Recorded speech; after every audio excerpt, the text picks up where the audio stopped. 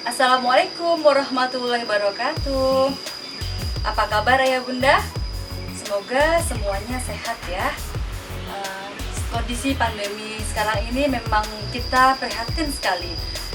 Ikut mengucapkan berduka cita pada seluruh dokter maupun tenaga medis, saudara-saudara kita yang sudah wafat dalam pandemi kali ini. Kita berdoa semoga Allah segera menyelesaikan, segera mencabut corona dari kita dan kita kembali dalam kondisi yang aman. Amin.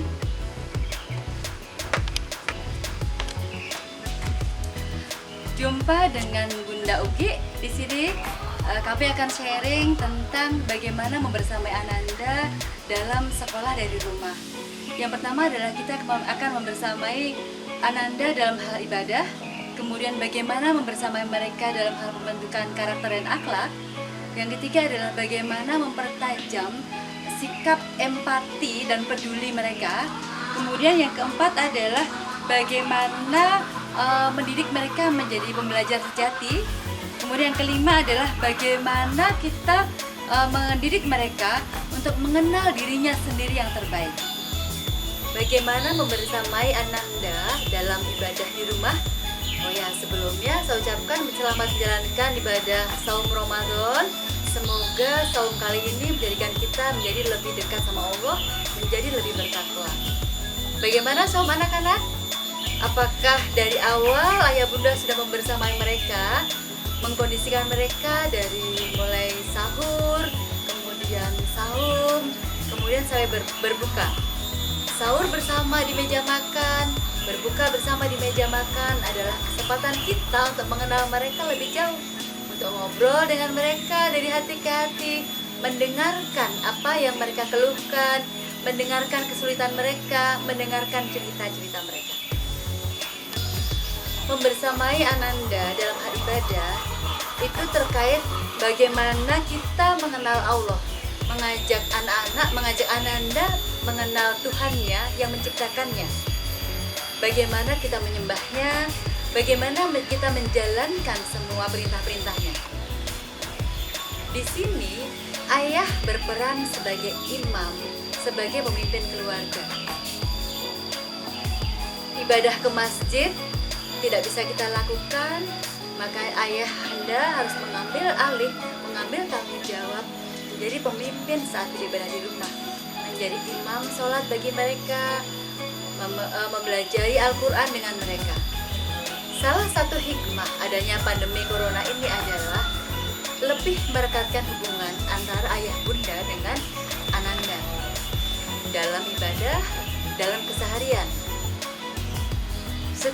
Setiap hari kita akan mendengarkan alunan Al-Quran dari rumah kita pada saat sholat, kemudian pada saat belajar membaca Al-Quran, mendampingi mereka.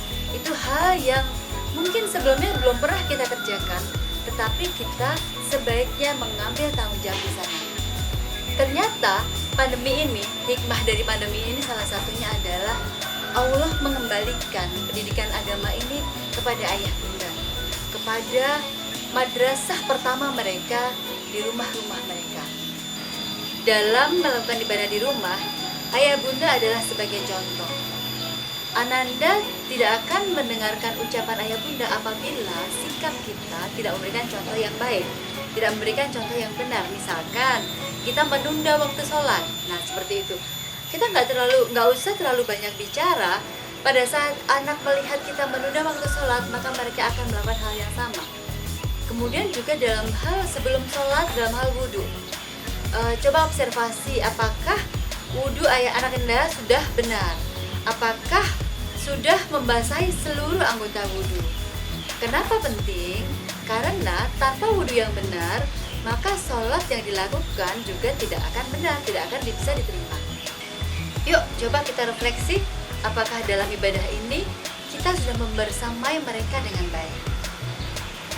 Gak ada kata terlambat, mari kita perbaiki bersama. Di Quran surat At-Tahrim ayat 6, Ya ayyuhalladzina amanu qu anfusakum wa ahlikum naro.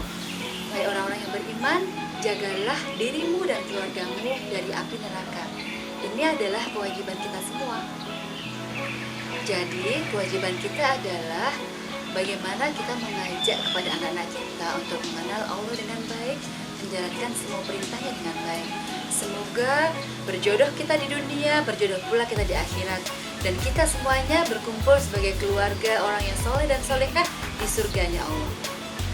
Ini adalah sesi pertama tentang bagaimana membersamai Ananda dalam hal ibadah.